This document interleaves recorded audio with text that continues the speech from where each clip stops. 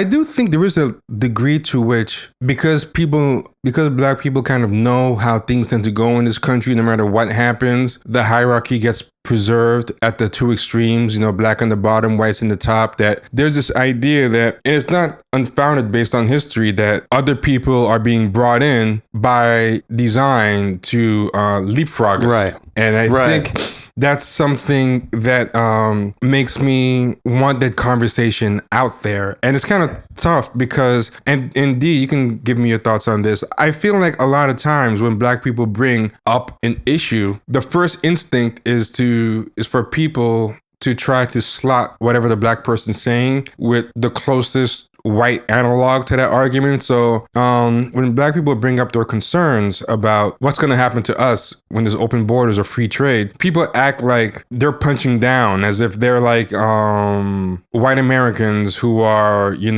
wearing MAGA hats and, patrolling the border with guns. Like, they kind of reduce their concerns to like some MAGA-like concerns, but there are studies. Right, all of a sudden we become xenophobic and all this type of stuff. Yeah. And what are your thoughts on that? I mean, it just goes into a long tradition of us having our concerns kind of kicked down the hill, to be addressed at a later time. Either that or, you always have the situation where our greater concerns are kind of always assimilated into somebody else's greater cause, right? So someone else's narrative. Right, exactly. So I think it's kind of par for the course in that situation. I don't know, man. It's a very delicate situation. Obviously, people that we would consider to be our close allies on the left, that's a policy that's near and dear to their hearts and things like that. So I think we're kind of on their laundry list of this wide, broad-ranging agenda that they have. And,